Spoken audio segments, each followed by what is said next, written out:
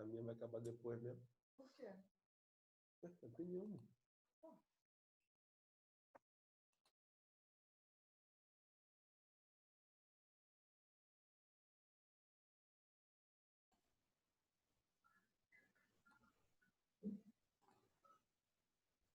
Pessoal, começou a gravar então, tá bom? Bom dia. Hoje a gente vai... Podem confirmar isso? Tá gravando? Tá, né? Assim. Tá, bom dia. A gente vai estar fazendo revisão... Professora, rapidinho. Algumas pessoas mandaram a presença aí antes de começar a gravar. Caso a sua internet caia, você não consegue pegar a presença deles. Então, é melhor que quem enviou antes reenvie de novo. Pessoal, façam isso, por favor, então. Porque depois eu vou imprimir a lista de vocês, porque eu não sei, para ficar mais fácil, para ficar mais seguro isso. Ou vou imprimir se houver a possibilidade da nossa conversa. Vou ver como vou fazer, mas podem botar aí. Por favor, repitam, tá? Obrigada, quem avisou foi Dávila. Obrigada por ter avisado. Por nada. Então tá bom, pessoal. Vou cobrir aqui porque ficar vendo a minha própria cara quando eu tô falando me incomoda e eu não sei tirar. Tá? Mas estou aqui. Pessoal, então hoje a gente vai estar fazendo a revisão de patologia cardiovascular. A patologia cardiovascular, essa parte arterial é bastante importante porque vai dar embasamento para vocês entenderem várias outras patologias que vocês vão estar vendo daqui para frente. Então, vocês entendendo aqui, isso vai contribuir bastante para o entendimento das próximas doenças que vocês vão estar vendo. Esses distúrbios vasculares, eles são responsáveis por uma quantidade de mortalidade muito grande. Os pacientes que são acometidos por esses distúrbios vasculares, eles podem vir a ter complicações e eles podem sofrer de doenças associadas e isso trazer um grande prejuízo para a vida dessas pessoas. Essas alterações que a gente vê, essas alterações cardiovasculares, essas alterações principalmente vasculares, elas podem acontecer por a gente ter uma obstrução completa da luz do vaso, e aqui o caso de aterosclerose ou trombose, ou a gente pode ter algum problema de enfraquecimento na parede desses vasos. Aqui, principais exemplos, dilatação e ruptura desses vasos. Vocês, por favor, falem alguma coisa se vocês quiserem me perguntar, porque eu não estou olhando o chat, porque tem muitas mensagens que vocês estão dando presença, tá bom? Pessoal? Tá bom, Maria. Tá? Porque tá chegando muita mensagem das presenças. Quando a gente estuda a patologia vascular, a gente divide essas artérias e o acometimento, o nome das patologias que acometem essas artérias, de acordo com o calibre desses vasos. Então, quando a gente está estudando as artérias, existem as artérias que são de grande calibre, as de médio calibre e as de pequeno calibre. As artérias de grande calibre são principalmente quais? A aorta subclavia, carótida ilíaca e pulmonar. O que tem de diferente nessas artérias? Nas de médio calibre, que são as coronárias e as renais, e as de pequeno calibre, ou arteríolas, que vão seguindo os trajetos nos órgãos. O que tem de diferente na constituição, na parede desses vasos, é a quantidade, o espessamento dessa túnica muscular. Não sei se vocês conseguem... Espera aí que eu vou pegar a minha canetinha aqui.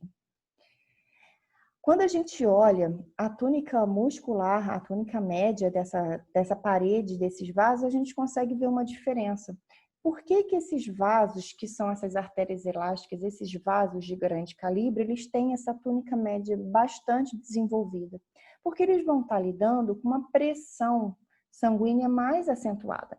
Então, eles precisam ter essa túnica média mais desenvolvida para fazerem uma resistência e estarem conseguindo comportar esse volume sanguíneo nessa pressão tão acelerada. Isso é a principal diferença que a gente vai estar vendo. Quando eu olho a histologia desses vasos, eu tenho aqui 3 camadas bem distintas. Eu tenho a íntima, que é uma camada bem fininha, que é essa camada aqui, que vai estar fazendo contato com o sangue que está passando na luz do vaso, tá? Aqui tem o sangue. Essa camada íntima, essa túnica íntima que é revestida aqui pelas células endoteliais, vai estar repousando aqui embaixo, ó, num tecido conjuntivo subepitelial. E por que que é importante vocês entenderem aqui? Porque a primeira patologia que a gente vai estar vendo, o acometimento vai ser aqui. Depois a gente tem essa camada média e aqui a gente tem as células musculares. Aqui, essa terceira camada é a camada adventícia. Nessa camada adventícia, a gente tem um tecido conjuntivo e tem esses vasos. Esses vasos que a gente está vendo aqui, junto com esse tecido conjuntivo frouxo, nessa terceira parte desse vaso, essa camada aqui é importante para a nutrição da parede desse vaso. Por quê? Porque como é que é feita a nutrição do vaso? Não é feita pelo sangue que está passando aqui dentro. Não é o sangue que está aqui que vai nutrir essas células. A gente precisa entender que o sangue que vai nutrir a parede desses vasos é o sangue que está chegando por esses vasinhos que estão aqui. Isso aqui chama vasa vasorum. Então, são esses vasinhos que são importantes por estarem nutrindo, fazendo a nutrição da parede desse vaso. A gente, então, tem... Professora, rapidinho, é porque eu estava olhando a matéria aqui esses dias e aí me surgiu exatamente essa dúvida. Essa vascularização, ela fica maior parte na adventícia? Sim. Mas ela chega nas outras, sim, ela entra pela adventícia e ela vai se ramificando. A gente tem tecido vascular, pequenos vasos, vasinhos bem delgados em todas essas camadas aqui. Inclusive, Entendi. A gente tem vascularização no tecido conjuntivo subepitelial. Tem pequenos vasinhos que vão chegando e vão nutrindo essas células. Tá ótimo, obrigada. Tá? Por nada.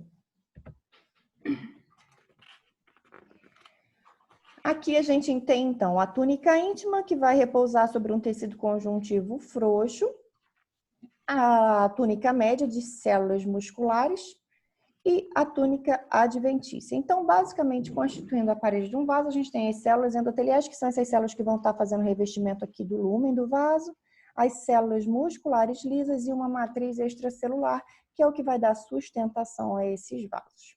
A primeira patologia que a gente vai estar falando é a arteriosclerose. Atentem para a nomenclatura, para a forma como a gente escreve essa doença. Arteriosclerose, esclerose significa endurecimento, significa rigidez. Então, quando eu falo esclerose arterial, significa endurecimento da parede de artérias. Quando a gente fala deste endurecimento, a gente vai dividir essa alteração em relação ao calibre do vaso que a gente vai estar falando. Então, a primeira patologia que a gente vai estar vendo se chama aterosclerose, que se refere ao endurecimento, à rigidez da parede de vasos de grande calibre. Aqui de vasos de médio calibre e arteríolos de vasos de pequeno calibre ou arteríolas. Então, são esses três padrões de doença vascular. Então, a gente vai estar dividindo as doenças de endurecimento e rigidez das artérias de acordo com o tamanho da artéria acometida. Na aterosclerose, a gente tem o endurecimento, a rigidez de vasos de grande e médio calibres. A gente começa a ter alteração, a gente começa a ter lesão na túnica íntima desses vasos. Essas lesões vão ser chamadas de ateromas, placas ateromatosas, ateroscleróticas ou fibrogordurosas. Essas placas aqui, elas começam, a fazer uma protrusão para a luz do vaso. Isso vai fazer com que eu tenha o quê? A diminuição do calibre desse vaso e eu tenho o enfraquecimento da parede. São duas coisas, então, que vão estar acontecendo. Quem é mais acometido por esse tipo de doença? Homens a partir dos 30 anos de idade. Qual é essa substância que a gente está vendo amarelada aqui? Essa substância que vai estar gerando essa doença, essa protrusão na luz do vaso. Essa substância é a gordura. Então, são lipídios que vão estar consistindo principalmente de colesterol e ésteres de colesterol. Esses lipídios, eles são derivados do plasma, são moléculas que estão circulantes. Quando eu falo... Professora? Oi? É na túnica média ou na íntima? Íntima. Eu falei média? Falou. Não, a túnica íntima é a que vai estar lesionada e por onde essas moléculas vão atravessar. Essas moléculas de gordura vão se depositar na camada subendotelial, abaixo da túnica íntima. Uhum. Essa protrusão vai estar se dando para a luz do vaso. E, ao mesmo tempo, eu tenho um enfraquecimento do resto da camada. Eu vou ter um enfraquecimento da camada média. Sim. Mas a lesão começa na íntima do vaso. Uhum. Se eu falei média, eu falei errado, tá? Não sei se você falou, se eu entendi errado. Não, tudo bem. Quando a gente fala de doença aterosclerótica, a gente precisa saber que existem fatores de risco que são associados, e os principais fatores de risco são aqueles onde eu tenho, são aquelas doenças, né? Onde eu tenho algum tipo de enfraquecimento, algum tipo de lesão em qual camada? Nessa camada aqui, ó, nessa camada íntima do vaso, que é a camada onde eu preciso ter alguma alteração para que essas moléculas que estão circulando no plasma comecem a depositar. Então, essas doenças podem ser quais, por exemplo? Hipertensão, hiperlipidemia, diabetes. Essas doenças cursam com, por exemplo, alguma fragilidade dessas células endoteliais. Outras situações que podem estar envolvidas, história familiar, sexo masculino, idade avançada. A gente sabe que com a idade a gente pode ter algum prejuízo das funções das células. Saber que o tabagismo ele faz o quê? O que a substância faz? Ela faz lesão do endotélio. Quando eu tenho uma lesão do endotélio, eu tenho uma predisposição para essas moléculas que estão circulando no plasma, elas o quê? Se depositem nessa camada subendotelial. Então, existindo esses fatores predisponentes, o que começa a acontecer nessa doença que traz uma mortalidade e uma morbidade bastante acentuada? Eu começo a fazer esse depósito aqui de gordura na túnica íntima desses vasos.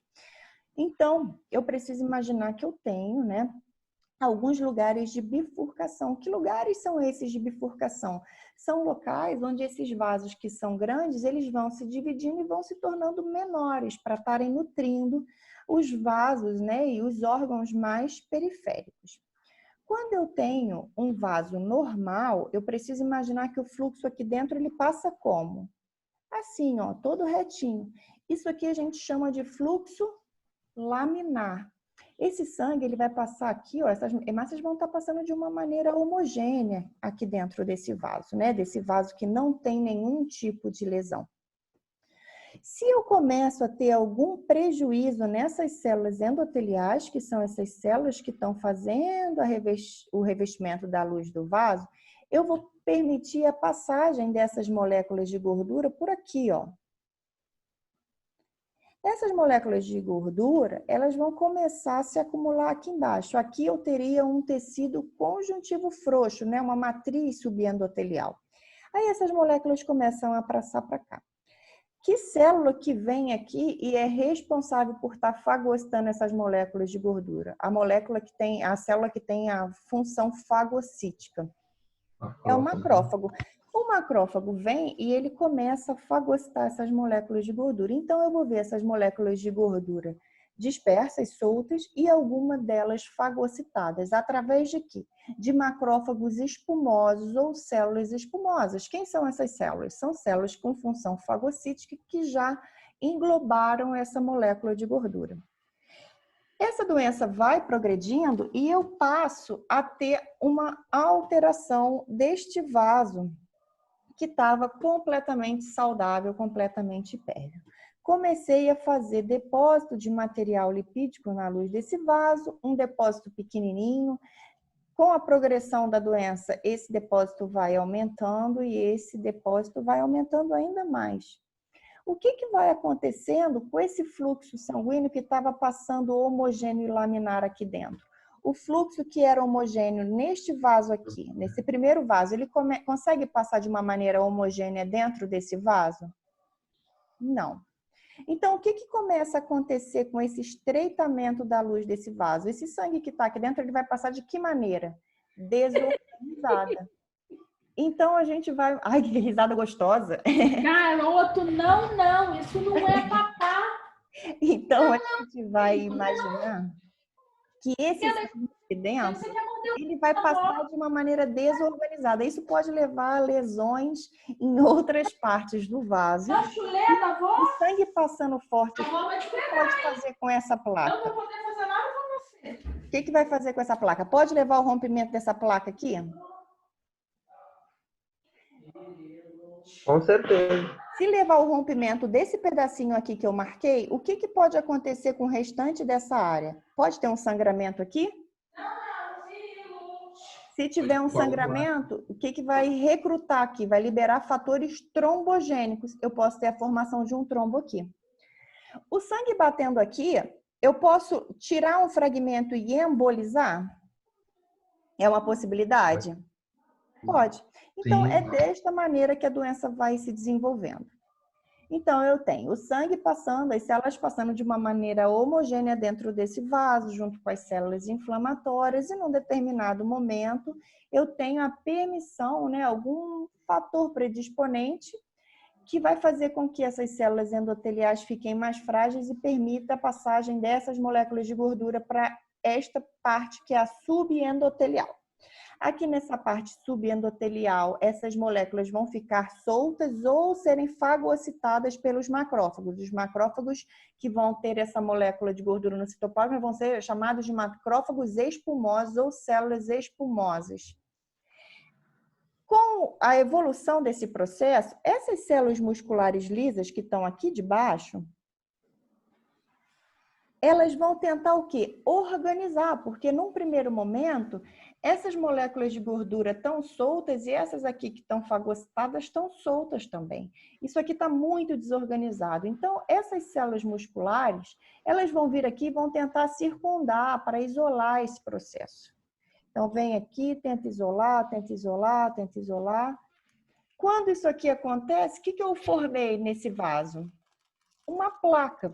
Porque com a proliferação dessas células musculares aqui, eu isolo esse processo de depósito de gordura, circundo esse acúmulo de material lipídico e formo uma placa. É assim que se desenvolve essa doença. Então, num primeiro momento, a lesão inicial da aterosclerose, ela se chama estria gordurosa. Nesse primeiro momento, eu só tenho essas áreas amareladas. Esse momento que eu vejo essas estrias gordurosas, eu tenho alguma fagocitose desse material lipídico e eu tenho essas moléculas isoladas. Eu ainda não desenvolvi bastante o processo para que essas células musculares proliferem e isolem essa lesão. É o momento inicial, são as primeiras alterações que a gente consegue ver. A gente consegue ver essas alterações macro e microscopicamente. Microscopicamente, eu vejo uma estria gordurosa como? Moléculas de gordura isoladas ou fagocitadas dentro dos macrófagos. O que acontece no processamento do tecido gorduroso? Que é o mesmo tecido gorduroso que vocês viram na histologia, o material lipídico. Ele fica como numa lâmina de histologia quando a gente submete esse material ao processamento? Fica branco ou rosinha claro, exatamente. Então, no citoplasma dessas células, eu vou estar vendo um material, um conteúdo, né, uma imagem refringente vazia, ou vou estar vendo esse rosinha claro. Quando eu vejo essas células, eu sei que aqui dentro tem material lipídico. Eu vejo isso aqui microscopicamente, acúmulo de tecido gorduroso, de material lipídico, ou solto ou no citoplasma de macrófagos. Isso é estria gordurosa. Onde que essa lesão se localiza? Subendotelial. Como que eu vejo... Oi? Fica na forma de triglicerídeo? Triglicerídeo, LDL, essas moléculas que podem estar passando para acumular. Ah, tá. Ok. Tá? Obrigado. Principalmente os colesteróis ruins, né? De mamãe está estudando. Tá? O LDL, VLDL, né? Esses são os principais colesteróis, os lipídios que depositam, né? Alguém falou alguma coisa? Oi? Essas lesões iniciais, elas já alterariam os marcadores inflamatórios ou é só em casos mais avançados? Em casos mais avançados, essas lesões iniciais, elas são vistas de maneira fisiológica em alguns vasos em crianças e indivíduos mais jovens, né, em adolescentes você pode estar vendo. E essa lesão ela pode até não progredir, tá? Se você for analisar paredes vasculares dos indivíduos mais velhos, a gente encontra essas lesões sem ter grandes alterações. Elas podem estabilizar, não trazer mais complicações. Você tem alguma área com uma lesão endotelial, com uma fragilidade vascular, e você permite a passagem dessas moléculas, e você pode formar essas estrias gordurosas e isso não progredir. Ela pode não virar uma placa aterosclerótica, mas a gente sabe que com o envelhecimento a possibilidade dessa fragilidade endotelial ela aumenta. Então você pode ter áreas com estrias gordurosas que não progridem, terem discretas áreas de acúmulo de tecido lipídico subendotelial.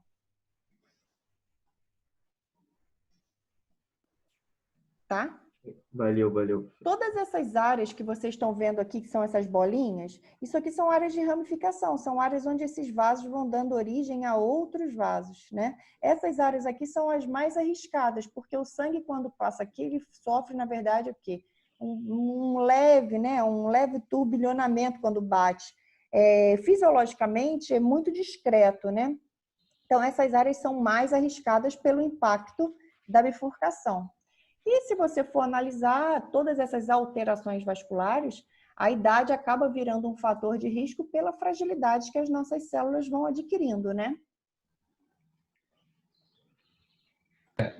Professora, Oi. só uma pergunta. Geralmente, nesses casos, você falou que geralmente acomete pessoas acima de 30 anos. A gente já ouvi dizer, em pessoas bem acima de idade, mais de 60 anos, que você tem essas circulações que você compensa. Até que ponto isso é verdade? Até que ponto chega, de fato, a suprir o órgão em questão, no caso seria o coração, enfim. O suprimento ele é adequado até ter uma área de necrose. Do momento que o suprimento vascular ele não é adequado para aquela área, você vai ter isquemia e necrose. É assim que você vai identificando. O órgão vai sofrer, vai aparecer na maneira de microinfartos. Se você tem uma parte de um órgão, é isso que você me perguntou, tipo assim, você tem um coração, do momento que você não consegue mandar vascularização suficiente para ele, como é que você identifica isso? Através de microinfartos. Nem todo pulmonar, cardíaco ou em outros órgãos, nem todos os microinfartos comprometem o funcionamento de um órgão. Então, nem sempre você diagnostica, porque o paciente ele pode continuar saudável com essas pequenas áreas de infarto. E aquilo ali não está repercutindo fisiologicamente, não trazer nenhuma complicação naquele momento. Você pode ter pequenas áreas de infarto sem complicação. Professora, eu acho que ele estava ok. falando de circulação colateral. É isso, Rona? É isso aí. Exatamente, é isso aí. Isso porque, mesmo. assim, numa pessoa mais jovem, você tem, geralmente, né, a gente ouve, infarto é imediato, né, agudo. E numa pessoa que tem mais idade, a pessoa ainda consegue sobreviver. Acho que você foi mais clara. São os isquêmicos, né? Então a pessoa consegue segurar um pouco mais, tal. Exatamente. O paciente que já tem um sofrimento crônico, ele é isso aí, ele forma algumas colaterais que toda vez que você tem pequeno sofrimento, o organismo ele lança a mão de tentar regenerar aquela área, de abrir novos caminhos. Se você tem um vaso sofrido, existe uma tentativa de formar-se um novo caminho, né? A neovascularização, exatamente. Quando isso acontece de uma maneira súbita, por exemplo, um infarto súbito, é isso que vocês estão me perguntando, num paciente mais jovem, a possibilidade de ter esses caminhos alternativos é muito menor, porque, de fato, isso vem com a idade como uma tentativa, né, de manutenção de funcionamento de um órgão. Foi isso que você me perguntou? Exatamente, é isso aí. Então, né, a gente vê aqui nesse vaso, o que vê? Vê uma alteração muito discreta da tonalidade. Você aqui consegue imaginar que em algumas áreas você pode ter essas estrias gordurosas sem você ter nenhum tipo de alteração na passagem do fluxo. Então, ser uma alteração relacionada à idade ou envelhecimento ou algum fator predisponente sem trazer maiores complicações para o indivíduo. você vê macroscopicamente como áreas mais amareladas e microscopicamente como essas áreas contendo esse material gorduroso. Aqui você tem o quê? As moléculas de gordura isoladas ou no citoplasma dos macrófagos. E se essa doença progredir, o que vai acontecendo, né? Vai ter um processo inflamatório associado, né? Aqui, ó, outras células inflamatórias, né, vão ser recrutadas, vão ser, né, acionadas para esse processo. Mediadores inflamatórios vão ser, né, acionados para esse processo estar sendo evoluído, para tentar combater esse processo. As células musculares vão começar a proliferar e tentar isolar, formando o quê? Uma cápsula fibrosa aqui. Vai ter proliferação de fibroblasto também para tentar isolar esse processo juntamente com essas células musculares. Nesse momento eu tenho o desenvolvimento do quê? Da placa aterosclerótica. Eu tenho, então, a possibilidade, essa imagem desse vaso aqui é uma placa aterosclerótica, são várias placas ateroscleróticas num paciente que tem uma doença aterosclerótica avançada. Você pode ter apenas uma área discreta de uma lesão na parede de um vaso, ou você pode ter uma doença completamente instalada. O que a gente consegue ver nesse vaso aqui? Uma área de irregularidade completamente avançada. O que eu estou vendo aqui? Aqui não parece que teve uma hemorragia? Uma área mais avermelhada? Provavelmente houve, né, a perda do revestimento endotelial aqui, houve um sangramento, libera fator trombogênico. O que vem para cá? Plaquetas para tentar fazer o quê? A coagulação. Então, eu tenho aqui lesões diferentes na parede desse vaso. A placa aterosclerótica deixa essa luz completamente irregular, tá? Quais são os principais vasos acometidos? Grande e médio calibre, então, principalmente a aorta, carótida, ilíaca, coronária e poplítea. E lembrar que um fluxo sanguíneo que era organizado e homogêneo num vaso desta maneira, ele começa a ficar desorganizado, né, turbilhonado. Na verdade, vocês pensem que vocês têm uma correnteza e se você jogar uma pedra, o que acontece? Aquilo ali fica irregular. É isso que a gente vai chamar de turbilhonamento.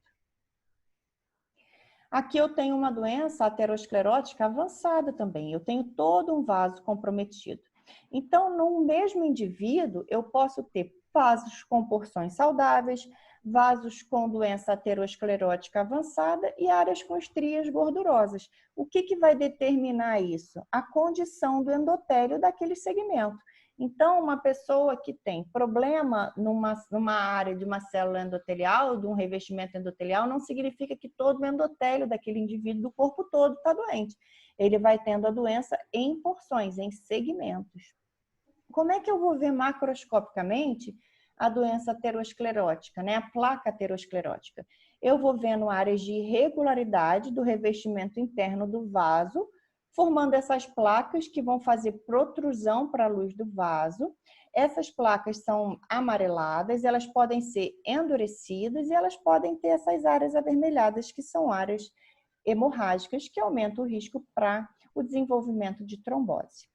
Aqui eu estou vendo um corte macroscópico e esta mesma representação na microscopia. O que é um ateroma, uma placa aterosclerótica? Eu tenho o quê? É uma lesão que compromete inicialmente a parte subendotelial, abaixo da camada íntima do vaso, com acúmulo de tecido lipídico. Quando eu corto essa placa, vamos entender, ó, aqui está o lúmen. As moléculas de gordura passaram por aqui.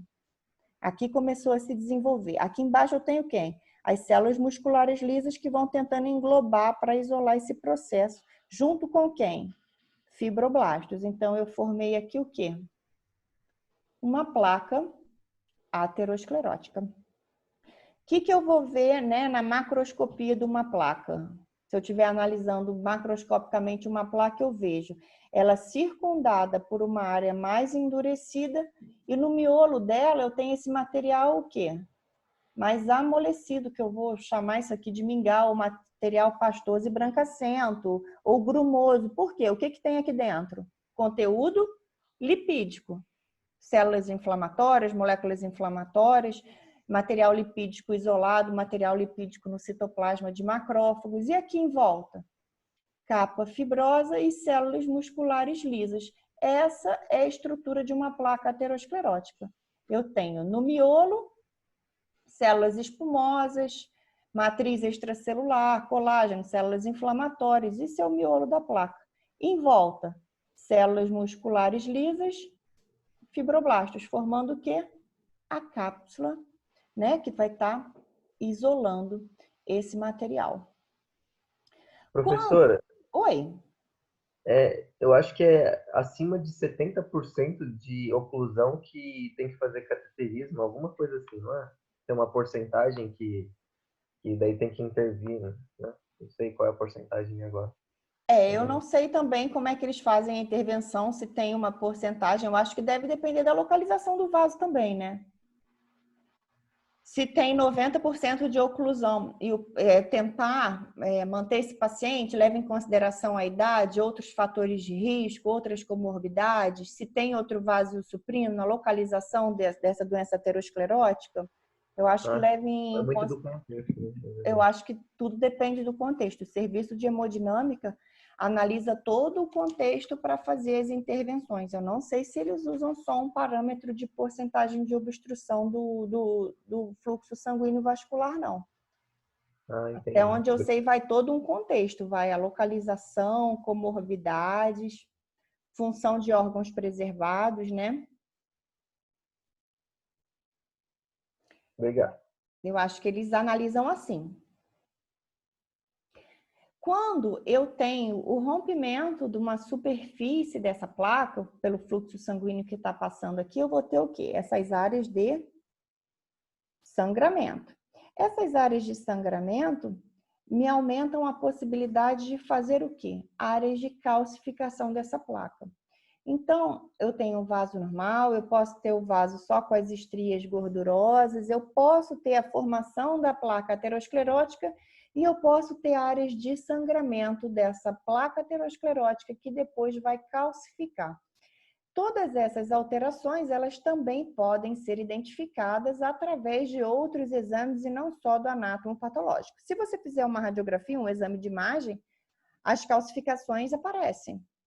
Então, em alguns exames de imagem, a presença de calcificações na parede dos vasos, ela é determinante para decidir algumas condutas ou para diagnosticar a condição do funcionamento da parede de um vaso de um paciente. Então, você consegue identificar a diminuição do calibre, diminuição da luz do vaso, e você consegue diagnosticar as calcificações na parede desse vaso. As calcificações associadas com a fibrose que pode estar aparecendo na cápsula, elas vão dar o quê? A rigidez na parede desse vaso, por isso a gente chama de aterosclerose, que é, né, a condição patológica relacionada ao endurecimento da parede do vaso. Quais são complicações que podem acontecer com a aterosclerose? Ela pode romper e vai liberar essas substâncias trombogênicas, né, podendo formar esses trombos na parede. A gente sabe que quando tem esses trombos formados ou até mesmo material gorduroso podem embolizar, que é um fator de risco muito grande também. E quando eu tenho, né, quando eu levo em consideração que esse vaso que tem doença aterosclerótica é um vaso que tem comprometimento do tônus da parede, eu tenho que entender também que aquele vaso está frágil, eu tenho a possibilidade de estar fazendo, né, uma dilatação aneurismática por conta da fragilidade que essa doença traz na parede do vaso. Aqui eu tenho a imagem de quê? De uma calcificação. E essas áreas brancas aqui, essas áreas mais rosadas, são áreas de acúmulo lipídico. Uma possibilidade desse lugar de acúmulo lipídico é sangrar e calcificar. Então, isso aqui eu consigo identificar num exame de imagem. Aqui eu tenho dois outros exemplos de vasos com uma doença aterosclerótica avançada. E nesses casos eu posso ter áreas de sangramento, a liberação de substâncias trombogênicas e a formação de trombos em cima dessas placas ateroscleróticas. Quando eu tenho a formação desses trombos, olha, aqui a gente tem uma formação de um trombo em cima de uma placa, eu tenho um agravamento dessa doença porque me aumenta a possibilidade do desenvolvimento do quê? De uma embolia, de um tromboembolismo. Aqui o vaso completamente irregular e lembrando que essas áreas que eu formo essas placas ateroscleróticas são áreas onde a parede está mais dura, ela perde a complacência, então ela não consegue fazer a distensão necessária para a passagem daquele sangue. Lembrando que esses vasos são vasos que trabalham com alto fluxo sanguíneo, né? Que são vasos de grande e médio calibre. O que a gente está vendo aqui? A carótida. Aqui tem um tecido gorduroso. E o que eu estou vendo nesse vaso aqui? Ó? Eu tenho um vaso aqui com diminuição do lúmen. O que eu tenho aqui? Um acúmulo. Como é que a gente vê macroscopicamente o trombo?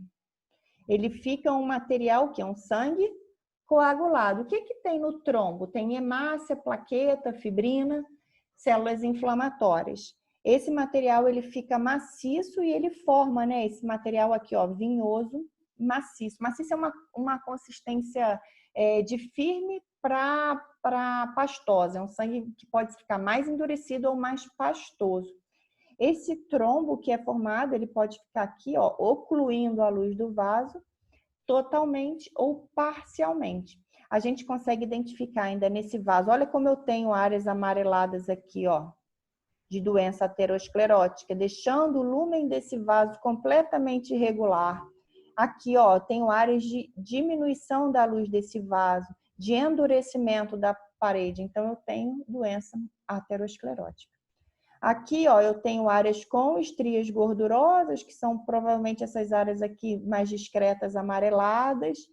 E ao lado eu tenho essa área de, ó, diminuição da luz do vaso. Olha como está estreito aqui. Aqui eu tenho uma área de quê? Sangramento. Provavelmente houve a ruptura, né?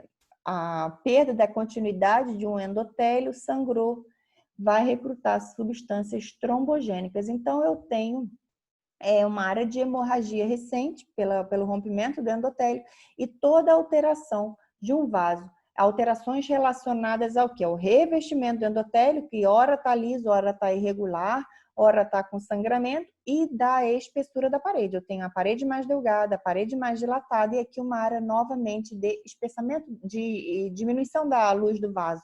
Espessamento e endurecimento da parede. E aqui, o que eu tenho? Que lugar é esse? Alguém sabe? Tem um vaso aqui e tem um vaso aqui. Isso é a aorta abdominal. Exatamente, a aorta abdominal, ilíacas. E o que a gente está vendo na aorta abdominal?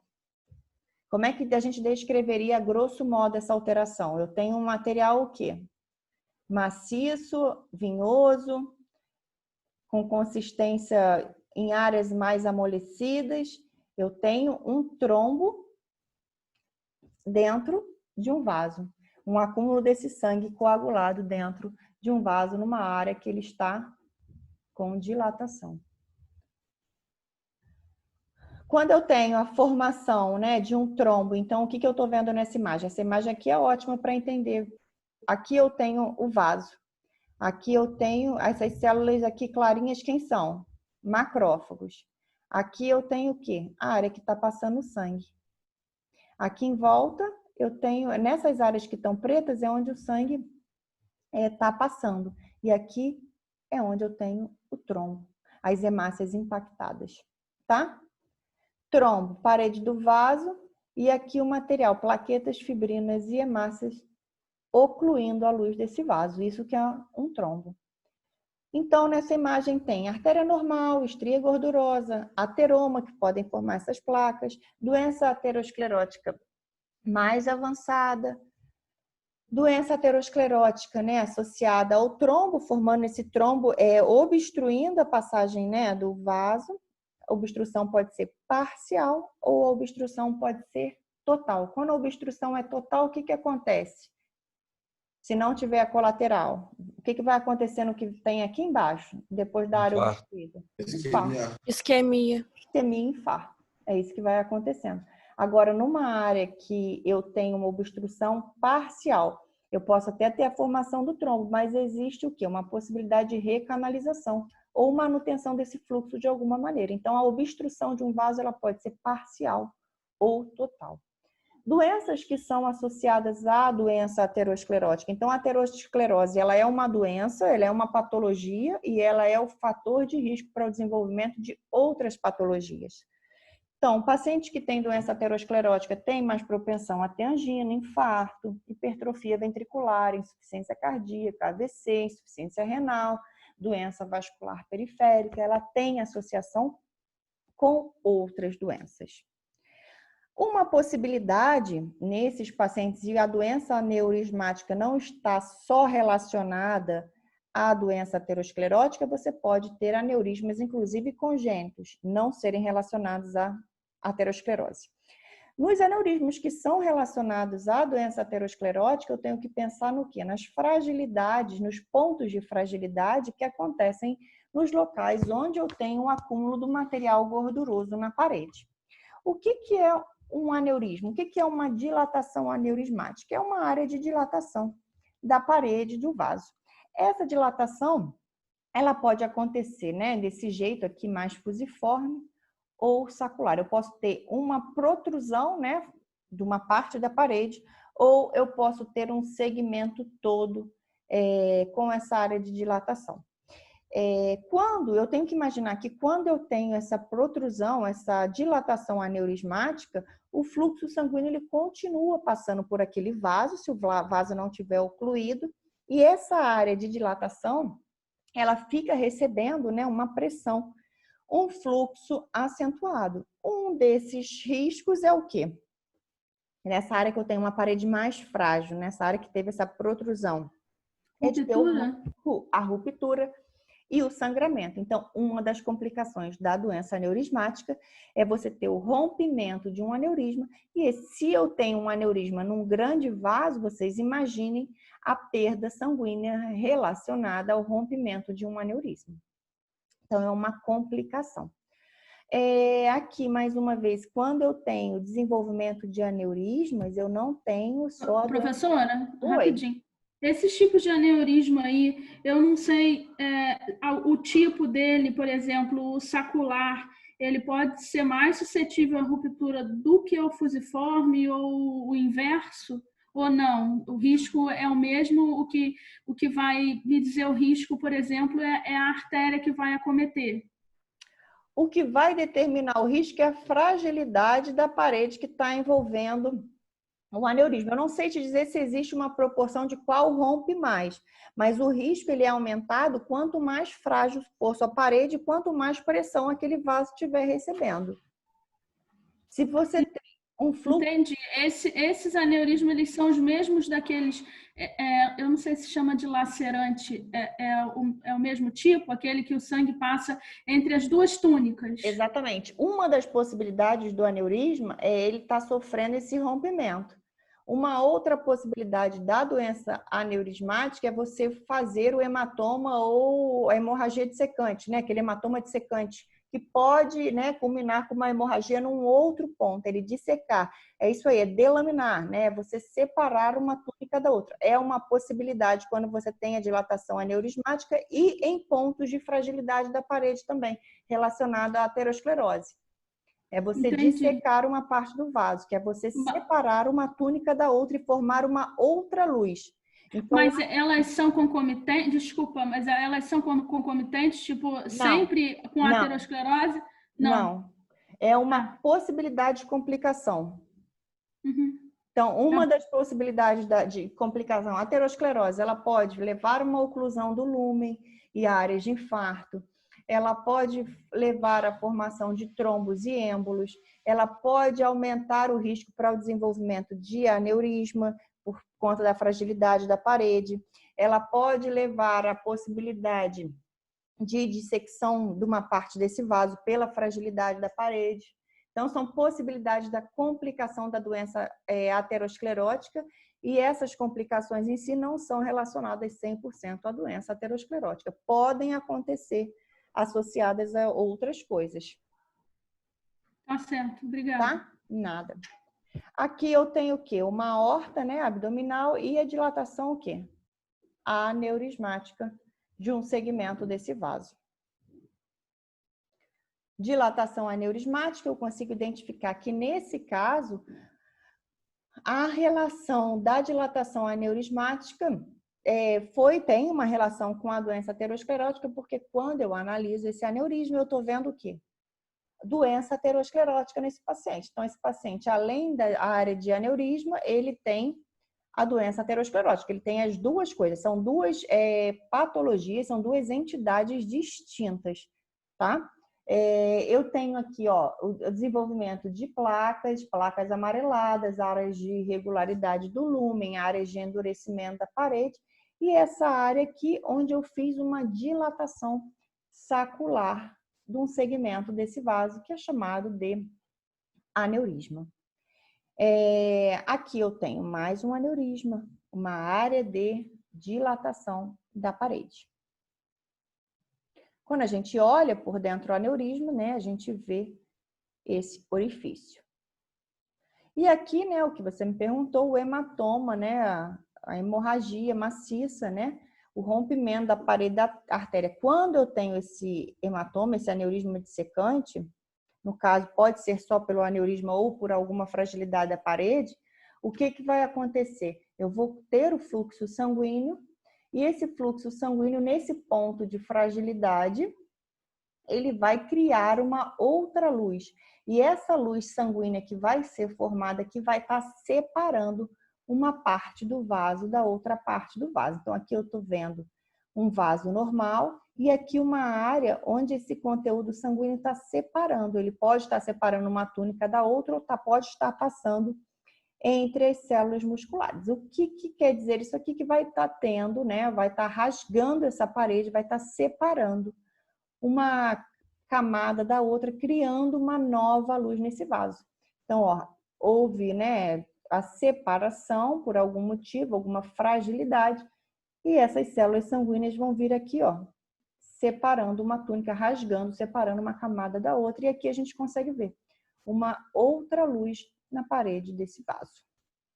Geralmente, essa doença, quando ela acontece, ela vem associada a outros achados, porque o paciente que tem maior risco para o desenvolvimento dessa doença é o paciente que tem alguma fragilidade na parede, alguma doença endotelial, alguma doença que comprometa o endotélio. Então, aqui eu tenho placas ateroscleróticas, eu tenho formação de trombos, porque podem ser vistas associadas. Macroscopicamente, eu vejo a formação dessa nova luz na parede desse vaso. Uma das possibilidades quando eu tenho o hematoma ou aneurisma é ter o rompimento. Isso pode acontecer, né? Posso ter um aneurisma cerebral e ter essa hemorragia maciça. Uma das complicações é, de fato, a hemorragia maciça. Tá? Então, agora falamos de alterações dos grandes vasos. Vamos para os vasos de médio calibre. Essa esclerose da média, esclerose calcificante da média ou de Monckeberg, é uma alteração muito simples para vocês entenderem. É uma alteração que está relacionada, né, ao envelhecimento. Ela começa a ser vista em indivíduos em cerca de seus 50 anos. Se a gente for analisar a histologia dos órgãos, né, se for fazer uma cirurgia de útero por causa de mioma, numa paciente de 70 anos, a gente consegue identificar em alguns vasos a possibilidade de quê? Dessas calcificações na parede desses vasos. São todos os vasos que estão assim? Não. Mas eu posso encontrar vasos de médio calibre que têm na túnica média áreas de calcificação. Essas áreas de calcificação levam ao quê? Ao endurecimento da parede. Então, isso é para a gente pensar que no indivíduo mais novo, a gente tem mais complacência. A gente tem aquelas substâncias, elastina, proteoglicanos, colágeno, em maior quantidade que os indivíduos mais velhos. É só pensar que com o envelhecimento, as artérias vão ficando mais rígidas, porque além de perder essas substâncias, elas têm a possibilidade de ir calcificando. E doenças, né, outras comorbidades podem acelerar ou prejudicar esse processo. Então, essa esclerose calcificante da média ou de Monckeberg é para vocês saberem que se forem fazer um exame de imagem, se forem fazer um raio-x de um paciente mais velho e encontrarem focos de calcificação na parede do vaso, isso pode estar relacionado ao envelhecimento, tá bom? Para finalizar a parte vascular, agora falando dos vasos de pequeno calibre, o que gera endurecimento nesses vasos de pequeno calibre é principalmente relacionado à hipertensão arterial. A hipertensão arterial compromete esses vasos de pequeno calibre, levando à rigidez desses vasos.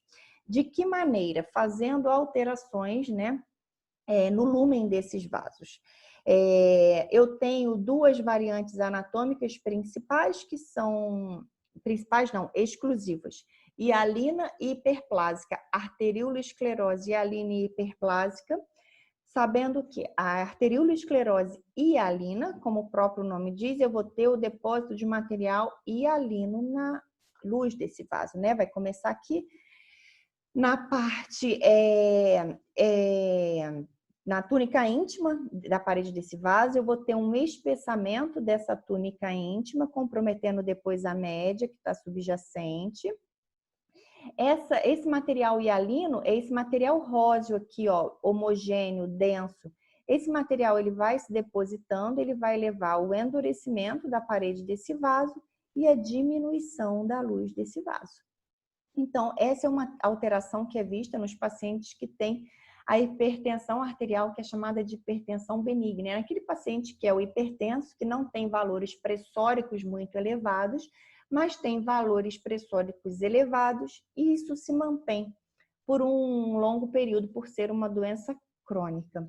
Pacientes diabéticos e pacientes idosos também podem ter esse tipo de alteração. Então, a arteriolosclerose, que é o endurecimento de paredes de vasinhos pequenos, é mais vista em pacientes hipertensos. É uma doença relacionada à hipertensão, também ao diabetes e ao envelhecimento. Mas o que chama atenção é essa doença ser relacionada à hipertensão arterial. O outro tipo, né, de arteriolosclerose é a hiperplásica. Qual que é a diferença de uma e da outra? Nessa variante anatômica, eu vou ter uma proliferação, né, fazendo espessamento concêntrico, eu vou ter a proliferação desse material róseo. Aqui não vai estar de maneira homogênea, aqui vai estar dando esse aspecto aqui em casca de cebola. Esse material aqui, ele vai proliferando, vai levando ao espessamento, né, a rigidez dessa parede, endurecimento e a diminuição da luz do vaso. Onde eu vejo esse tipo de alteração? Eu vejo naqueles pacientes que já são hipertensos e fazem um pico de pressão, né? Eu sou hipertenso e tenho aquele aumento considerável da pressão arterial, fazendo aqueles picos hipertensivos, ou naquele paciente que nunca descobriu sua pressão alta e de repente abriu um quadro com aquela pressão muito alta. Todas as vezes que a gente tem um pico hipertensivo, uma pressão alta, né, sistólica muito elevada, eu levo ao sofrimento de vasos de pequeno calibre. Esse sofrimento, né, é visto da maneira desse espessamento, e com essa alteração que a gente pode estar vendo, eu posso levar a necrose desse vaso. Eu obstruindo a luz desse vaso, eu tendo essa proliferação de uma maneira muito rápida, eu posso lesionar esse vaso e levar a necrose desse vaso. Então, é uma alteração que pode ser vista nesses pacientes, quando esse evento é súbito, né? Esse material fibrinoide deposita de uma maneira muito rápida, essa proteína, né, deposita de uma maneira muito rápida nesses vasos de pequeno calibre desses pacientes. Arteriolosclerose hialina, depósito de material róseo e hialino homogêneo. Arteriolosclerose hiperplásica, depósito de material fibrinoide de maneira, né, concêntrica, laminar, que vai tá dando aspecto em casca de cebola. Hialina, vista em pacientes com hipertensão benigna, diabéticos, idosos, podem estar sendo acometidos. Hiperplásica, vista em hipertensão arterial maligna. Em ambas essas condições, eu tenho endurecimento da parede dos vasos, diminuição da luz. Então, são doenças que podem comprometer, né, o funcionamento dos vasos por esse motivo. Pessoal, querem uma pausa para beber uma água? Pode ser, professor. 5 minutinhos? 5 minutinhos e a gente volta, pode ser? Combinado. Pode ser.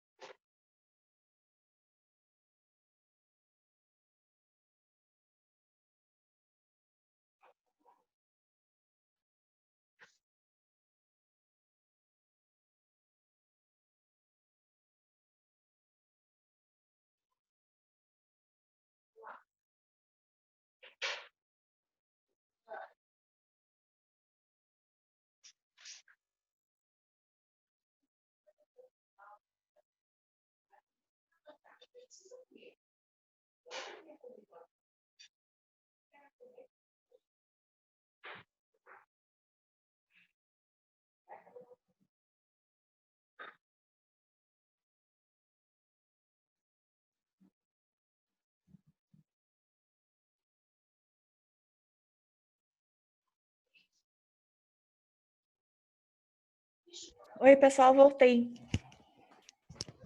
Podemos voltar?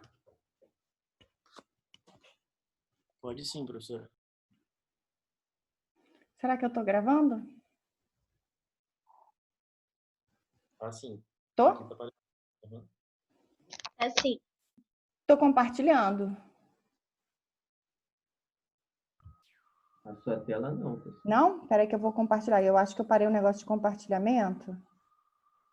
Há um segundo atrás estava o coração, agora desapareceu. Pois é, tava.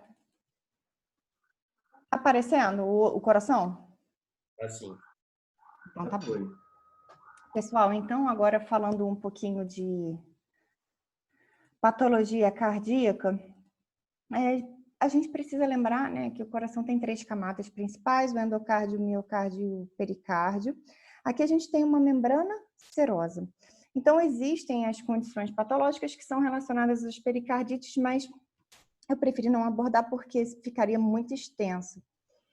Algumas condições que acometem o miocárdio e algumas condições que acometem o endocárdio e os folhetos das válvulas cardíacas. Então, a gente precisava escolher porque não dava para falar tudo, então falando das condições que são mais frequentes. O endocárdio aqui, que é um revestimento de células endoteliais, é o mesmo revestimento das células vasculares, né? Das células que revestem a parede dos vasos.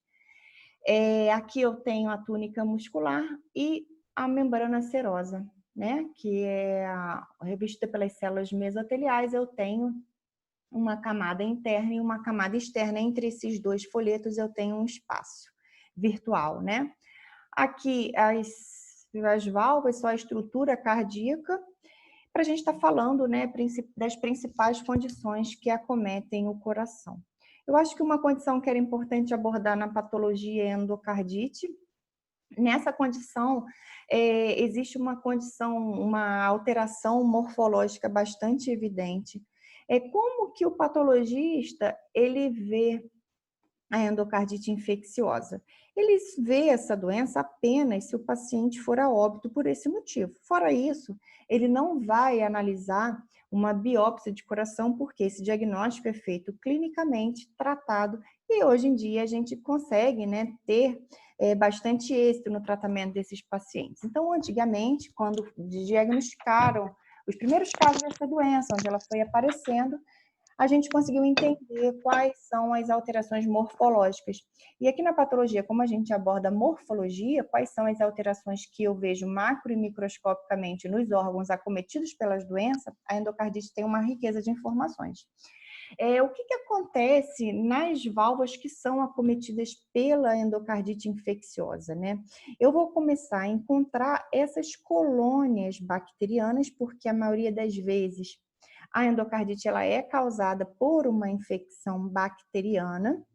Nessa infecção sistêmica ou em algum órgão específico, o que vai acontecer? Essa bactéria ela vai ganhar a corrente sanguínea e vai chegar até a válvula. Ela tem um tropismo pelo endocárdio, pela válvula.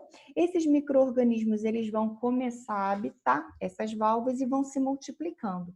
Quando eles habitam, eles vão levando à disfunção, vão levando ao prejuízo do funcionamento dessa válvula. E o que eu vejo macroscopicamente quando eu analiso esse coração? Eu vejo essas proliferações desse tecido macio, desse tecido rosado ou avermelhado.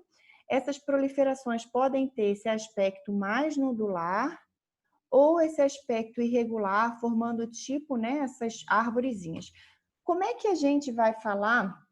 Como é que eu vou, quando eu vejo a palavra vegetação, ou a palavra polipóide, ou a palavra vegetante, que vocês vão encontrar isso bastante na patologia intestinal, estão vendo aqui agora na patologia cardíaca, vocês vão lembrar que essas estruturas aqui, ou elas parecem um nódulo, ou quando eu uso o termo vegetação, é aquele aspecto tipo couve-flor, tipo brócolis, que forma tipo uma árvore, né? Um aspecto meio arboriforme. Se a gente for comparar, grosso modo, o que parece uma vegetação no corpo da gente são essas leguminosas, e a comparação é péssima, mas é uma forma de vocês entenderem, já que vocês não estão vendo, né?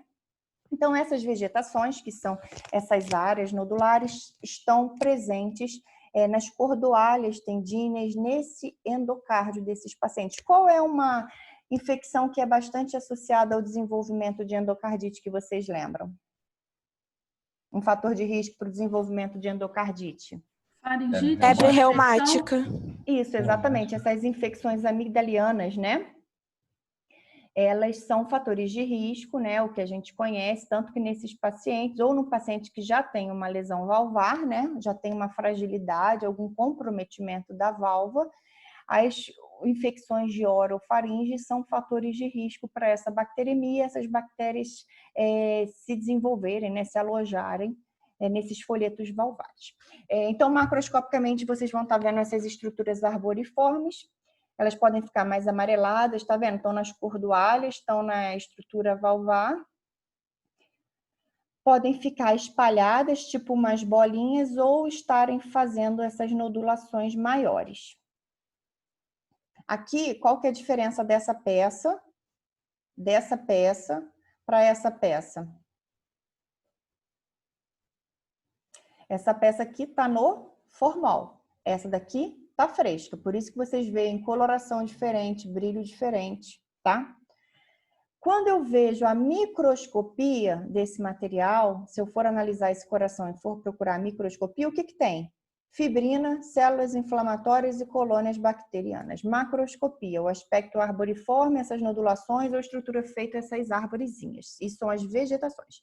Na microscopia eu tenho fibrina, células inflamatórias e colônias bacterianas. Do momento que eu tenho o acúmulo de colônias bacterianas nessas vegetações, o que vocês vão pensar? A primeira coisa é a colônia bacteriana, que é a infecção, geralmente é a bactéria. Aí vem as células inflamatórias e vão estar tentando o quê? Destruir essas colônias bacterianas. Junto com essas células inflamatórias vai ter o quê? Uma proteína que é derivada do plasma, que é a fibrina, e vai se desenvolver e vai proliferar e depositar juntamente. Então, é bem fácil para vocês estarem lembrando. Uma das possibilidades, quando eu tenho, vocês vão imaginar, aqui está passando o fluxo sanguíneo, tá? Dentro do coração. O que pode acontecer com essas vegetações? Quando bate Podem o sangue se aqui? soltar. Podem se soltar. Quando essas vegetações se soltam e caem na corrente, isso forma o quê? Um êmbolo. Pode formar um êmbolo. Uma outra possibilidade. Fez o êmbolo da vegetação. Uma outra possibilidade, sangrou em cima dessa vegetação. Aí quem que vem para cá? Se sangrar aqui, se soltar um pedaço, plaquetas para fazer o quê? A coagulação. Aí vai ter a formação de quê? De um trombo. Trombo. Esse trombo pode levar o quê? Uma área de infarto, pode crescer, pode obstruir uma porção do coração e pode também embolizar. Então, são complicações que podem vir associadas com essa doença, tá bom? Na microscopia da endocardite, o que a gente vai estar vendo? Colônias bacterianas, células inflamatórias e fibrina. O que é colônia bacteriana aqui? Colônia bacteriana, na microscopia, ele vai ter um aspecto, vai ter uma cor roxa e vai parecer que eu peguei uma esponja de cozinha e eu molhei na tinta roxa e bati na lâmina. É exatamente isso que parece. Então, onde é que eu estou vendo colônias bacterianas aqui? Aqui, ó. Aqui são as colônias bacterianas. Quais são as células inflamatórias? Células inflamatórias são pontinhos roxos. Isso aqui, ó. E o que é fibrina? O material que é róseo, homogêneo e hialino. Tá? Bem fácil, né? Então, vocês só vão encontrar essas três alterações. Uma exceção é uma endocardite, que é chamada endocardite de Liebman-Sachs. Essa endocardite, você vai encontrar essas vegetações nas válvulas, sim, só que essas vegetações são assépticas, elas não têm bactérias. Essa endocardite é vista como complicações de pacientes portadores de lúpus. Então, se perguntarem, toda endocardite, ela vai ser representada por colônias bacterianas ou vai conter colônias bacterianas? Não. Existe a endocardite do lúpus e nesse tipo de endocardite a gente não vai encontrar as colônias bacterianas, tá? São vegetações assépticas. A segunda patologia que a gente vai estar vendo relacionada ao coração é muito importante e é uma patologia que tem uma importância para nós quanto patologistas pela seguinte coisa. O infarto agudo do miocárdio, ele não traz alterações imediatas macro e microscopicamente. E por que isso é importante? Isso é importante no caso de autópsias, onde a gente vai fazer análise desse tecido, né, desse órgão, e pode não estar encontrando alterações nele. O infarto é a principal causa de óbito no mundo e uma das situações, uma das patologias que estão relacionadas ao infarto agudo do miocárdio é a aterosclerose, que a gente já viu hoje. O que é fator de risco para o infarto do miocárdio? Idade avançada, homens são mais acometidos, história familiar, obeso, diabético, hipertenso, fumante, sedentário, estressado. Então, eu preciso saber que são fatores de risco, doenças dos vasos, hipotensão severa em casos de choque, você pode ter áreas de infarto por não irrigar essa musculatura. Quando eu tenho êmbolos e o vasoespasmo dos usuários de droga, né, como por exemplo a cocaína.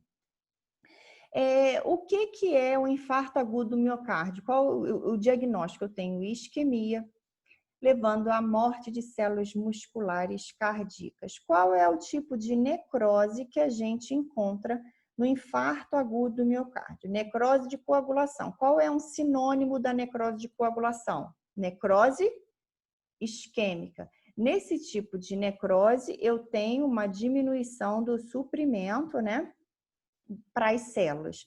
O que eu vejo na microscopia desse tipo de necrose, que é a necrose de coagulação? Eu vejo as células musculares que têm esses núcleozinhos que são centrais. Que células são elas? Essas células aqui, se eu estou analisando um coração, são os miocardiócitos, são as células musculares. Na necrose de coagulação ou na necrose isquêmica, o que eu vou estar vendo? Essas fibras musculares, elas vão ficar mais alongadas, elas vão ficar mais rosadas e elas vão perdendo os núcleos. Essa é a alteração que eu vou começar a ver. Vocês se lembram das células fantasma que a gente vê na necrose isquêmica ou na necrose de coagulação? A gente vai vendo um apagamento do contorno da célula, né? Então, vou ter isso aqui, né? Vai desaparecendo o núcleo, elas vão apagando, o citoplasma vai ficando mais róseo, vou tendo essa formação dessas bandas de contração que são essas linhas que vão surgindo no citoplasma dessas células e depois vão surgindo quem? Essas células inflamatórias de fase aguda, que são quem? Essa daqui que a gente está vendo 3 núcleos, seu polimorfo nuclear, o neutrófilo polimorfo nuclear. Então, essas células vão rompendo, tá vendo? Nessa imagem aqui, a gente já nem vê mais os núcleos dessas células, porque essas células já estão mortas, essas células já estão com necrose. No final, né, da evolução, eu vou vendo que elas bem horizontais, bem delgadas, sem núcleos e ficando cada vez mais finas. Depois de um certo tempo, essa área de necrose vai sendo substituída por uma área de fibrose. Então, primeiro morre, depois cicatriza. O que eu tenho de importante para saber além disso, dessa alteração? Na macroscopia, eu preciso ter de informação importante em relação ao infarto agudo do miocárdio. Se o paciente sofreu um infarto agudo do miocárdio e ele foi a óbito imediato após o infarto, nós não vamos encontrar alteração no coração desse paciente. Por quê? Porque as alterações relacionadas, né, ao infarto agudo do miocárdio, elas demoram no mínimo 4 horas para aparecer. Se o paciente morreu imediatamente após infartar, e a gente for fazer uma necrópsia desse paciente, que é a única forma da gente estar analisando esse coração, eu não vou encontrar alterações. Se esse paciente sofreu um infarto agudo do miocárdio, esse paciente sobreviveu 2 dias após o infarto, e esse paciente morreu depois por alguma complicação, eu vou encontrar essas alterações no coração desse paciente. Eu vou encontrar as alterações relacionadas à necrose de coagulação ou à necrose isquêmica. Nesse período de 2 dias, chama bastante atenção para essa área o processo inflamatório que está associado. Nesse período, eu tenho bastante inflamação. São nesses primeiros dias após o evento isquêmico que eu tenho bastante processo inflamatório associado. Depois desse período, começa o organismo, né, a lutar, remover aquelas células se o indivíduo sobreviver e começa a entrar mais tardiamente a um processo de fibrose e cicatrização. Uma outra possibilidade é esse indivíduo que sofreu um infarto agudo do miocárdio quando ele tinha 50 anos, 55 anos e ele foi a óbito 10 anos mais tarde por um outro motivo.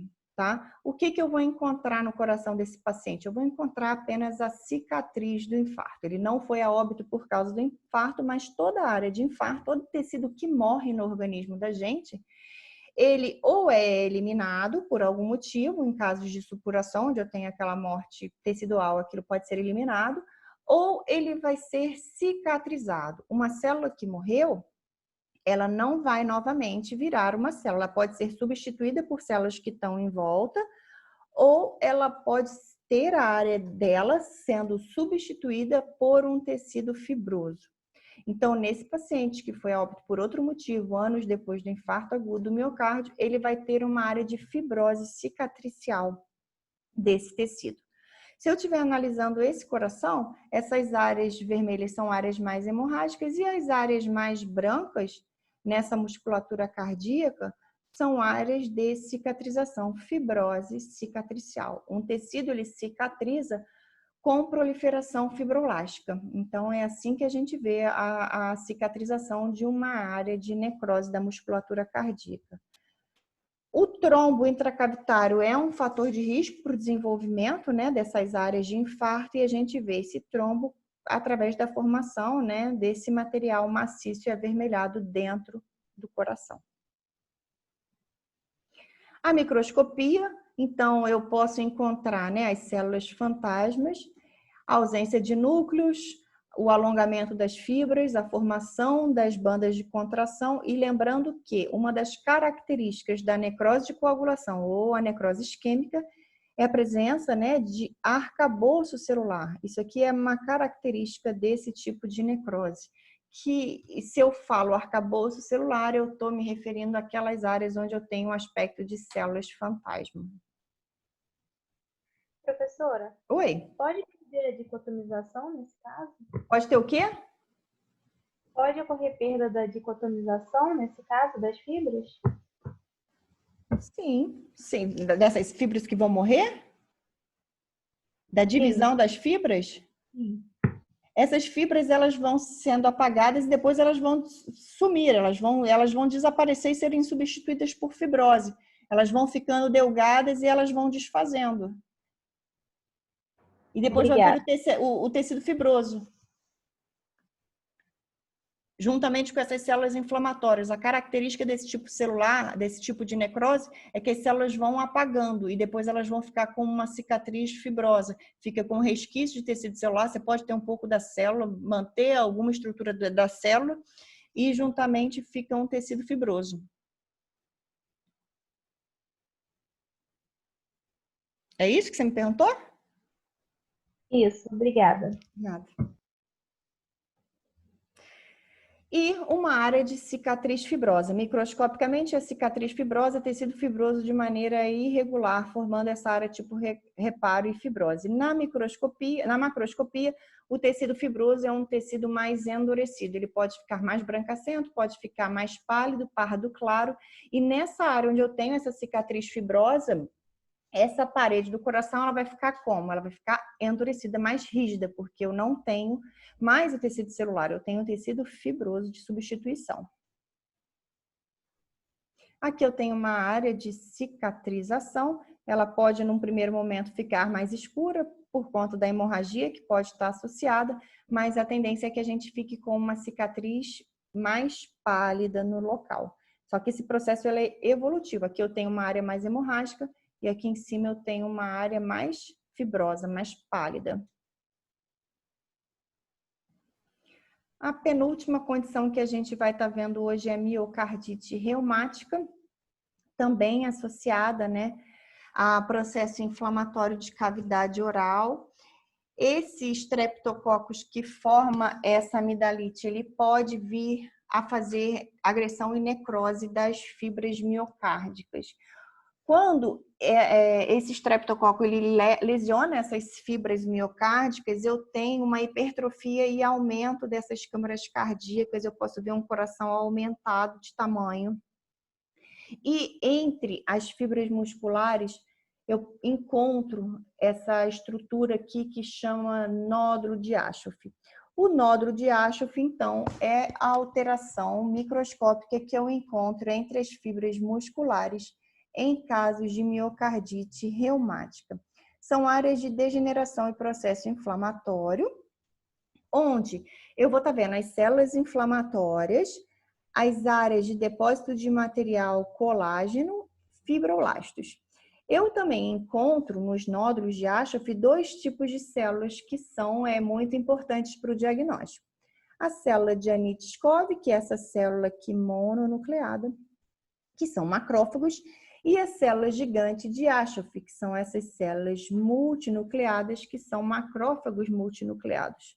Então, esse tipo de alteração entre as fibras miocárdicas é vista nesse tipo de pacientes. Aqui eu tenho fibrina, edema, colágeno e células inflamatórias. Eles usam esse termo aqui, núcleo em coruja, quando eu vejo esse macrófago de frente, e núcleo em taturana, quando eu vejo ele lateralizado, porque ele tem umas estriações bem discretas nesse núcleo. Mas saber que esses macrófagos que constituem, né, o nódulo de Aschoff, eles podem ser mono ou polimorfonucleares, né, multinucleados, e são chamados então de células de Anitt-Schov ou célula de Aschoff. Para finalizar, em relação à miocardiopatia, são alterações que só vão chegar para o patologista se esse paciente ele for a óbito também por causa dessa doença. As miocardiopatias são alterações onde eu tenho diferenças do habitual, né? Alterações relacionadas ao aumento, né? No caso da dilatada, eu vou ter dilatação do coração, dilatação das câmaras cardíacas, e algumas doenças podem estar associadas a isso.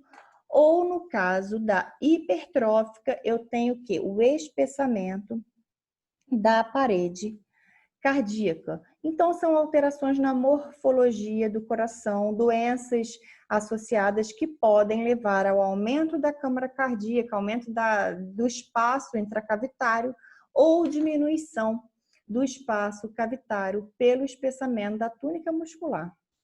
Tá? Podem estar relacionados, no caso da dilatada, né? Hipertensão, né, de longa data, doença isquêmica, pode ser idiopática, relacionada ao álcool, doença de Chagas, periparto, beriberi.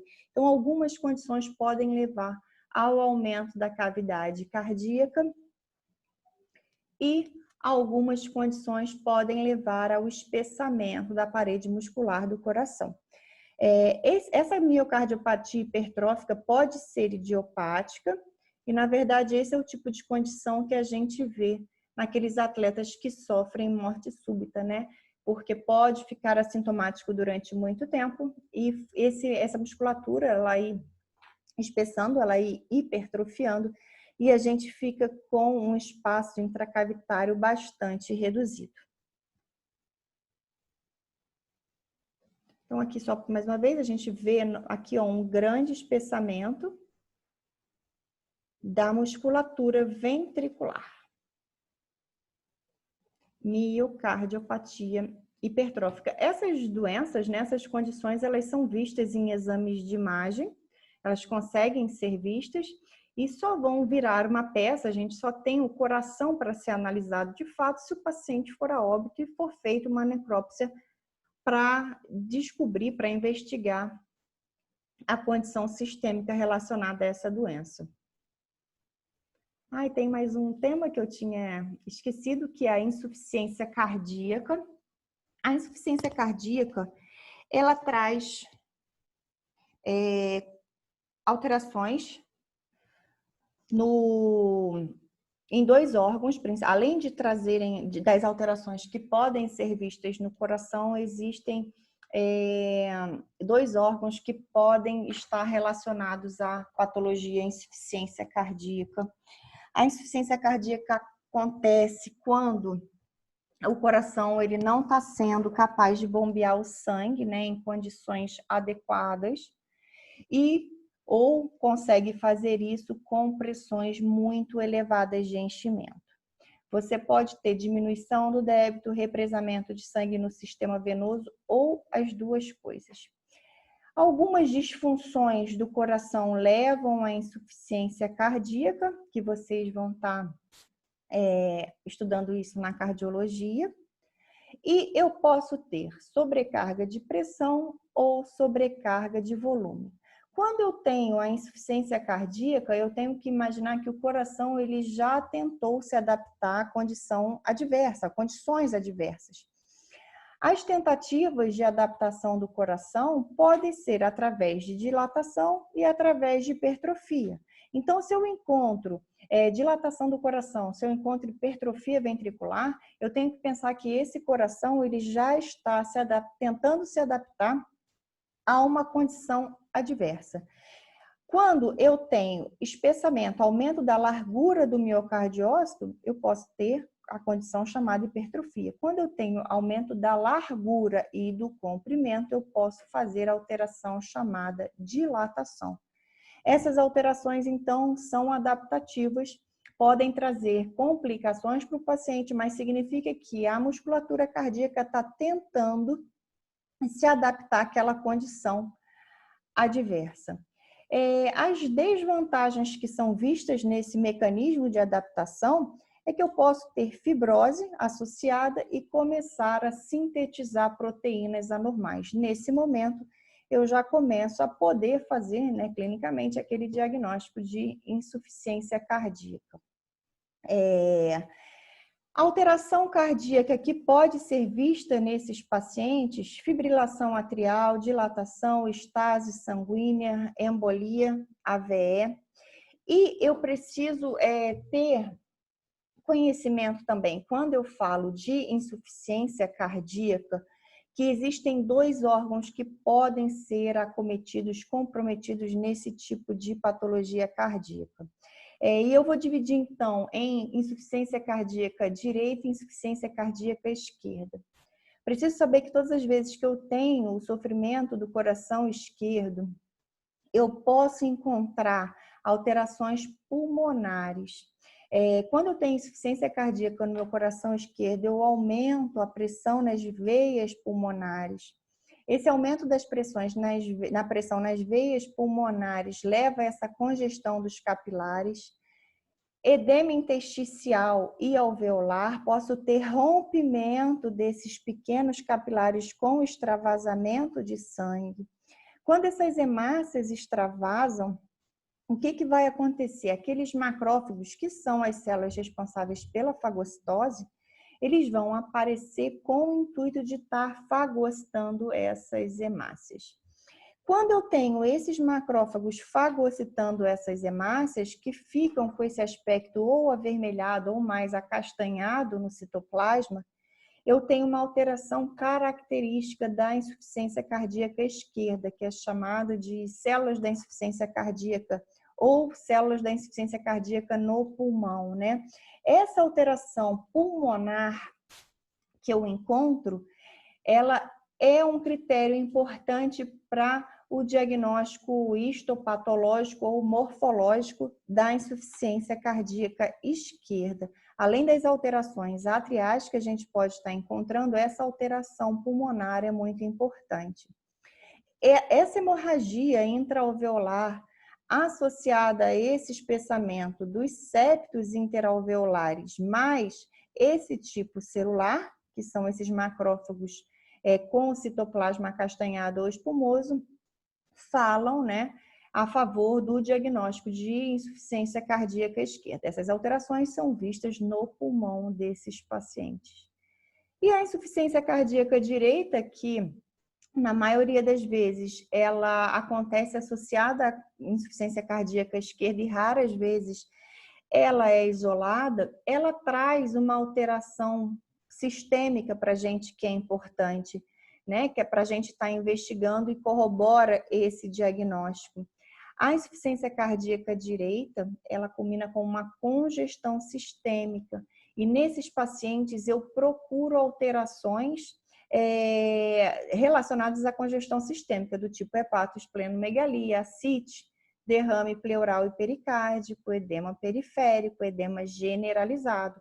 Então, saber que devo avaliar neste paciente um órgão ou alteração em um órgão que me ajuda a estar fazendo esse diagnóstico. Qual é o órgão que sofre primeiramente, né, quando a gente tem uma insuficiência cardíaca direita? É o fígado. Esse fígado ele fica, né, aumentado de tamanho e existe um aspecto morfológico para a gente descrever esse fígado em casos de insuficiência cardíaca direita crônica, quando a doença já está mais evoluída, que é o aspecto em noz moscada desse fígado. Com a evolução desse processo, a gente pode ter o quê? Aquela cirrose cardíaca. O que acontece nesse fígado? Ele vai fibrosando, ele pode ir fibrosando nesses pacientes. Então, é uma outra alteração, né, que a gente pode estar encontrando, sem ser no coração especificamente, desses pacientes portadores de insuficiência cardíaca. Então, saber que em casos de insuficiência cardíaca, que eu posso ter alterações cardíacas e extracardíacas. Em casos de insuficiência cardíaca esquerda, a gente tem como órgão que sofre primeiramente o pulmão, através de colapso dos alvéolos, hemorragia intraalveolar, espessamento dos septos fibrosos e as células da insuficiência cardíaca. Em casos de insuficiência cardíaca direita, eu vou encontrar nesses pacientes achados de congestão sistêmica. Temos como principal órgão a sofrer nesse tipo de doença, nesse tipo de patologia, o fígado. E em casos avançados dessa doença, eu posso encontrar uma fibrose extensa do tecido hepático, que eu vou chamar de cirrose cardíaca. O sofrimento do fígado é um sofrimento progressivo, assim como a doença cirrose, né? Vou tendo congestão, vou tendo estase desse tecido hepático, vai me dando, né, com o tempo, esse aspecto aqui em noz moscada, que a gente chama, vocês devem ter visto isso no quarto período, são essas áreas mais escuras do fígado. Essas áreas escuras do fígado são as áreas onde eu tenho congestão. E as áreas claras são as áreas preservadas. Com a evolução da doença, o que a gente vai estar vendo? Vai estar vendo uma proliferação nodular, uma proliferação de tecido fibroso, que é o que a gente vai poder chamar de cirrose hepática. Cirrose cardíaca, né? Uma alteração hepática. Acabamos, pessoal. Descartar. Alguém quer fazer alguma pergunta? Alguém quer falar alguma coisa? Comentar alguma coisa?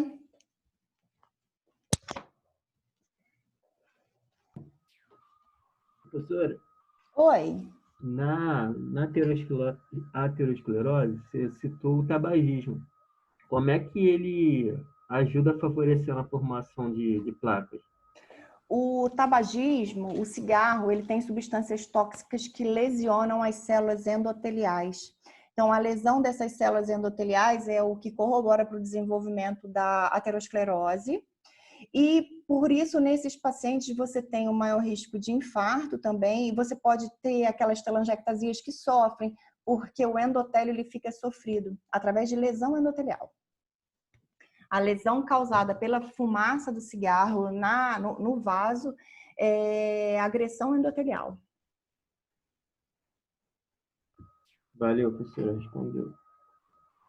Quem está falando que eu já não... É Natan? Isso. Ah, estou vendo sim.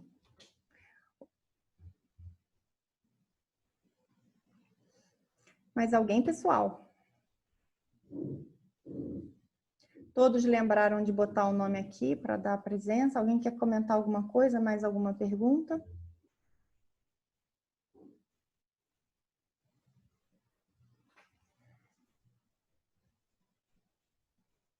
Qual o próximo tema? Paola, então. O próximo tema é revisão de gastrointestinal. Essa aula é super grande, porque tem, na verdade, acho que foram 2 aulas, né? Foi uma aula do professor Falcão de esôfago e estômago e uma aula minha de intestino. Existe a possibilidade da gente estar dividindo nas próximas 2 semanas, porque, como eu falei, era uma semana que estava destinada a gente fazer a prova. Vocês querem dividir também ou vocês querem propor, sugerir alguma coisa para a gente estar fazendo na 4ª semana?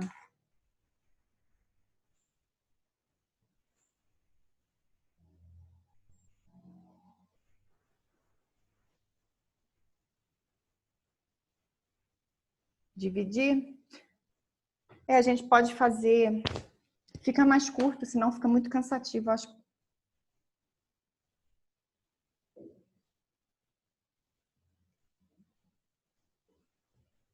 Bem, provavelmente a aula vai ser comigo. As próximas 2 aulas, provavelmente. A gente pode dividir a revisão de gastrointestinal em 2 aulas, ou pode fazer tudo junto na próxima aula e depois, com certeza, a semana que vem é comigo. E na 4ª semana, fazer alguma outra coisa que vocês queiram. Vocês estão com meu e-mail, meu WhatsApp, se vocês quiserem fazer uma proposta de alguma coisa diferente, quiserem fazer alguma coisa diferente, é só vocês falarem que a gente muda, tá bom? Professora? Oi? Semana que vem, então, vai ser o último tema para P1? Vai. Ah, entendi. Tá bom, então. Vai ser o último tema para P1. Deixa eu até conferir, vai. Deixa eu parar de gravar, senão depois isso aqui fica com um áudio gigante, né?